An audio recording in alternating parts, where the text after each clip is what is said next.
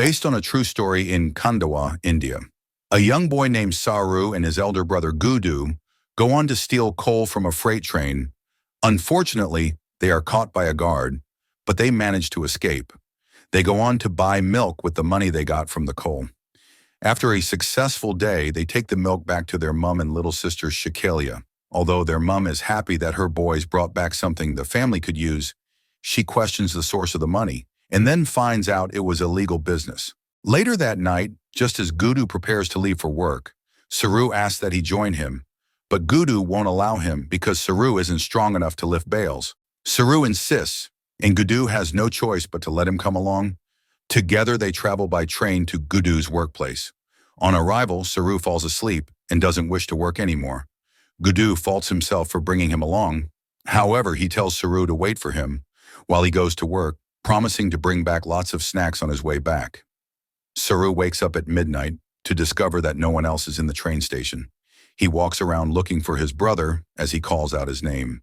After a long search, he retires inside the compartment of a train and then falls asleep.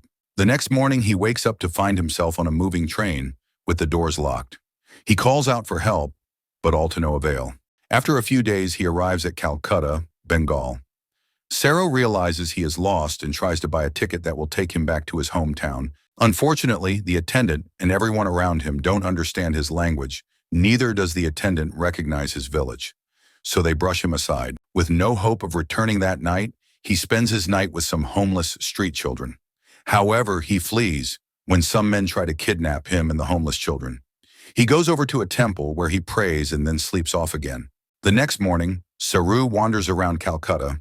He tries to trace his way back home, but then he is met by a woman who understands Hindi. She introduces herself as Noor, as she offers to take him home to feed him. Noor seems to be a nice woman, as she takes care of Saru, promising to bring him back to his mother. She tells him about a man named Rama who will help him return to his family. The next day, Rama comes to see Saru. He tries to be comfortable with him and promises to take him back to his people. He tells Noor that Saru is exactly the kind of person they are looking for, as he intends to come back to pick him up. The next morning, Saru senses that Rama has bad intentions and runs away from the house. He is able to escape from Noor, who chases after him. Saru begins life on the street again as he thinks about his mother.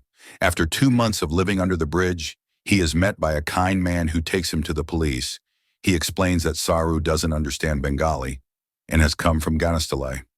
The police take control as they put Saru on a train with some other homeless kids that will take them to an orphanage home. Saru arrives at the place where he meets so many children. Saru introduces himself to Amita, his new friend. Saru is told that the orphanage is a bad place as he plans on escaping. Saru gets to witness this firsthand. The next day, a woman named Mrs. Sold comes to tell Saru that they have asked around for his people and even published him in a local newspaper, but there has been no reply. However, there is an Australian couple that is interested in taking care of him. She convinced him that they're nice people, and Australia is a nice place to live. Amita also lets him know that he'll be living in a nice home as they bid their final farewell. Mrs. Sood teaches Saru basic English as he prepares to leave for Australia. Saru arrives in Hobart, Australia in 1987, where he meets his new parents, Mr. John and his wife Sue.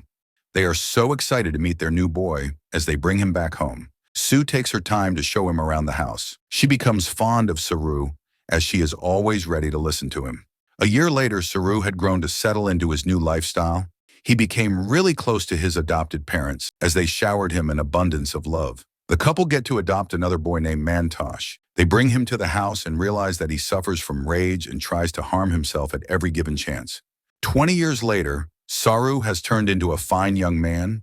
He plans to leave for Melbourne to study hotel management. Just as his parents take him out for lunch, they appreciate him for being a nice person, saying he was really all they hoped, although they wish his brother Mantosh had joined in for lunch. But Mantosh would wish to stay away. Saru goes back home to see Mantosh smoking.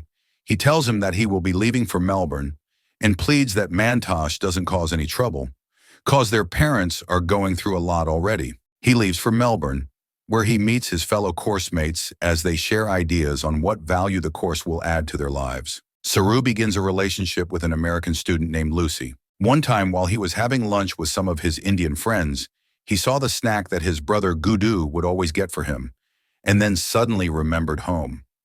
Lucy notices this and then tries to comfort him. Saru reveals that he is not from Calcutta and he is actually lost. He narrates his story to his friends, revealing that he is from Ganaltase, but has had problems locating the town. They suggest that he uses Google Earth to search for his hometown. On his way home, Lucy reveals that her mom had died after refusing chemotherapy, and it had caused her pain since then. She advises him to search for his hometown and then his parents. Later that night, Saru begins his search on Google Earth. He calculates all the passengers' train in 1979, looking for a clue that will lead him back home. 2 years later, Saru had become obsessed with finding his hometown. When Lucy notices this, she asks that he join her for a run to help take his mind away from his issues. They go on to meet their parents for dinner. While eating, Lucy tries to bring up what Saru had been up to lately, but Saru stops her, as he doesn't want to reveal it to his parents. He goes back to Melbourne, where he continues with his obsessive search. He barely has any time for Lucy, as he sleeps in a separate room. Lucy brings him to a party, where she tries to make out with him, but Saru stops her.